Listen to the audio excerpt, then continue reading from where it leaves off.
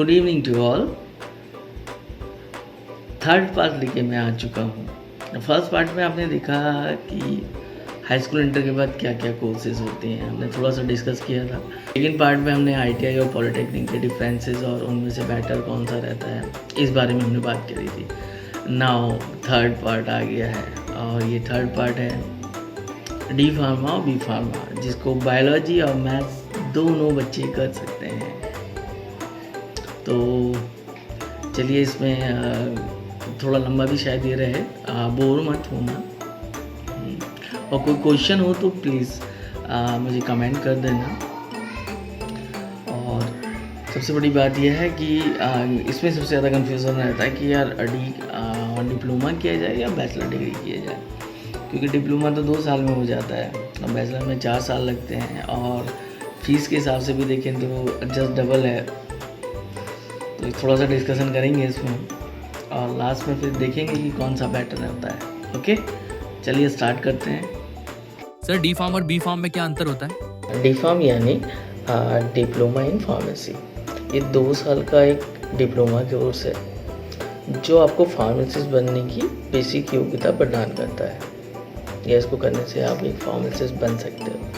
वहीं हम B farm देखते हैं, यानी कि बैचलर ऑफ फार्मेसी, एक 4 साल का डिग्री कोर्स होता है जो आपको फार्मा इंडस्ट्री, रिसर्च, विदेश में भी आपको ये काम दिला देता है। डी फार्म एक शुरुआत है, जबकि बी फार्म से आप आगे बढ़ सकते हैं। जल्दी नौकरी के चाहिए तो आपको डी फार्म करना है, वहीं आपको रिसर्च, विदेश में या फिर टीचिंग लाइन में अगर आपको जाना है तो आप बी फार्म कर सकते हैं। सर, कौन सा कोर्स करने से जल्दी नौकरी मिलती है?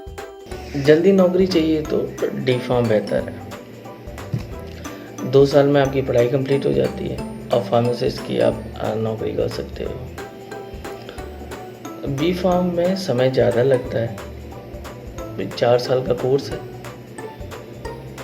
लेकिन इसका जो रिज़ल्ट है बहुत बढ़िया है, क्योंकि आप डिग्री आपको मिल जाती है, आप किसी भी डी फार्म कॉलेज में पढ़ा सकते हैं, है ना। और इसके बहुत सारे ऑप्शंस आगे को लाइफ में होते हैं। सर, सरकारी नौकरी किस कोर्स से आसान मिलती है? डी फार्म से आप सरकारी हॉस्पिटल, पीएचसी, सीएचसी में फार्मासिस्ट की नौकरी कर सकते हैं। वहीं बी फार्म से आप फार्मासिस्ट के अलावा drug inspector, research officer, teacher जैसी ऊंची सरकारी पोस्ट के लिए भी आप योग्य होते हैं, आप आवेदन कर सकते हैं। सर, कौन सा कोर्स आसान होता है पढ़ाई के लिहाज से? डी फार्म की पढ़ाई थोड़ी आसान होती है। आसान इसलिए होती है कि एक तो ये आप हिंदी में भी कर सकते हैं। अब जैसे कि जनरली आप देखो कि उदाहरण हम यूपी बोर्ड से लेते हैं, तो यूपी बोर्ड में बच्चा इंग्लिश तो पढ़ता है, लेकिन थोड़ा इंग्लिश का उसका हेजिटेशन रहता है। तो डी फार्म में आता है तो उससे ज़्यादा ऐसी दिक्कत नहीं होती है, क्योंकि वहाँ ऑप्शन भी है कि भाई आप हिंदी में भी इसको पढ़ सकते हो, और साथ में आप इसमें बेसिक मेडिकल और फार्मा नॉलेज आप मिल जाती है। अब वहीं हम बी फार्म को अगर देखते हैं, बी फार्म में क्या होता है, एक तो सब्जेक्ट ज़्यादा होते हैं, लैब वर्क ज़्यादा होता है, फिर पढ़ाई थोड़ा कठिन हो जाती है। कठिन इसलिए होती है कि अगर यूपी बोर्ड वाला जैसा बच्चे का मैंने उदाहरण दिया कि अगर वो है तो उसके अंदर इंग्लिश का हेजिटेशन है। भाई इंग्लिश रटन तो विद्या वाला वो काम कर चुका होता है, इंटर में रट के उसको कर चुका होता है। बट यहाँ पर जब कन्वर्सेशन ही इंग्लिश में रहता है, भाई टीचर भी आपसे क्लास पढ़ा रहा है, इंग्लिश में पढ़ा रहा है ना, में समझना भी इंग्लिश में ही है उसको, फिर उसके बाद आपने पेपर में भी आपने इंग्लिश में ही लिखना है, तो हेजिटेशन भी रहता है बच्चों को, एकदम से बी फार्मा हुआ इस वजह से नहीं करना भी नहीं चाहते। बट जब आप एडमिशन लेते हो स्टार्टिंग में परेशानी होती है, और 1 हफ्ते के बाद ही आप लोग यूज्ड टू हो जाते हो, आपको आदत हो जाती है ना। तो आप बैचलर कोर्स भी कर सकते हैं और आसान है, कोई इतना ज़्यादा वाली बात नहीं है। भाई इंटर में भी जब आप आए होंगे तो आपको 11th में थोड़ा इंग्लिश टफ लगी होगी, बट उसमें और इसमें बहुत अंतर है। ठीक है सर, डी फार्म के बाद क्या बी फार्म कर सकते हैं? हाँ, आप डी फार्म के बाद बी फार्म करते हैं और उसमें भी ये होता है कि आपको 4 साल का नहीं करना पड़ता, आप 3 साल का ही आप कर सकते हो। यानी कि 2 साल का आपने डी फार्म किया, उसके बाद 3 साल का आपने बी फार्म किया, तो 5 साल में आपकी दोनों चीज़ें कंप्लीट हो जाती हैं। सर बी फार्म में कौन कौन से सब्जेक्ट होते हैं?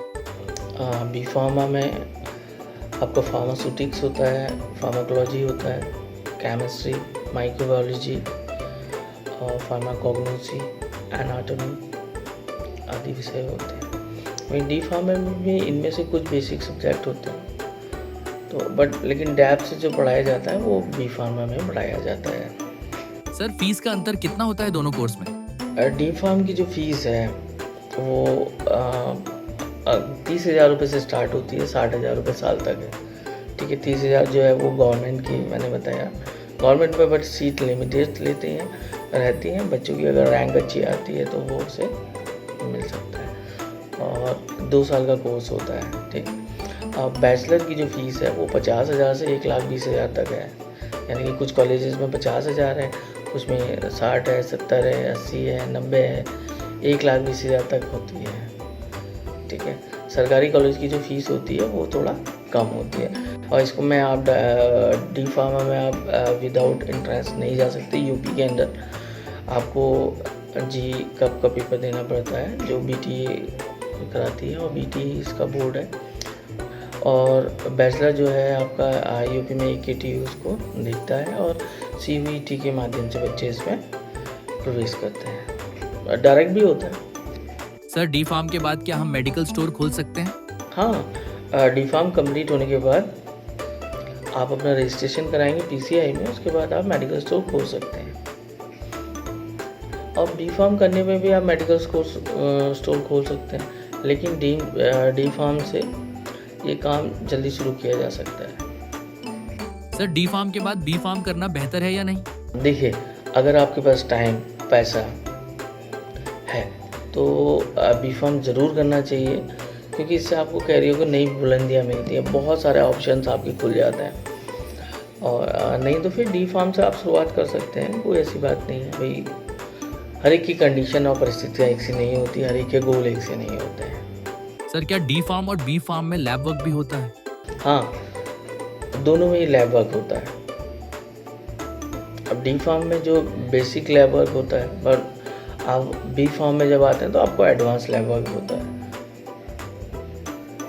आपको एनालिसिस भी है, रिसर्च है ना, फार्मूलेशन है, तो ये बी फार्म में होता है। सर डी फार्म करने के बाद क्या हॉस्पिटल में नौकरी मिलती है? हाँ, आप डिस्पेंसरी, क्लिनिक और सरकारी या प्राइवेट हॉस्टल में फार्मासिस्ट की नौकरी कर सकते हैं।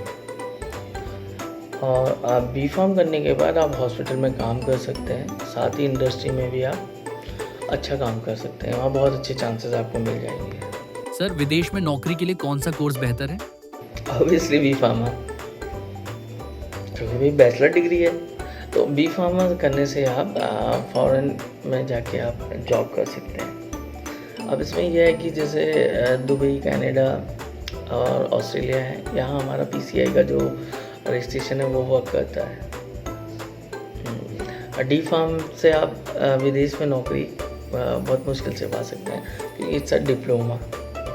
सर फार्मा इंडस्ट्री में कौन सा कोर्स ज़्यादा काम आता है? फार्मा इंडस्ट्री में अब बी फार्म की ज़्यादा वरीयता रहती है, क्योंकि आपने डेप्थ में पढ़ा होता है ना उसको। कई फार्मा उसमें कॉलेजेस विजिट वगैरह भी करवा देते हैं आपका, इसके बारे में काफ़ी एनालिसिस है, ये सारी चीज़ें आपको बताई जाती हैं। वहाँ आपको manufacturing, quality control, marketing, R&D आदि सारी चीज़ें उसमें आ जाती हैं। वहीं आप डी फार्मा से वहाँ जॉब तो पा सकते हो इंडस्ट्री में, ऐसा नहीं कि नहीं मिलेगी, लेकिन ज़्यादातर जो ऑप्शन रहते हैं बी फार्मा वालों को रहते हैं। डी फार्म का एक स्तर जो है थोड़ा छोटा रहता है, क्योंकि डिप्लोमा है, अब बैचलर ही होता है भाई। सर कौन सा कोर्स करने से टीचर बन सकते हैं? बैचलर अगर आपने कर रखा है तो आप डिप्लोमा कॉलेज में, यानी कि डी फार्म वाले बच्चों को पढ़ा सकते हैं।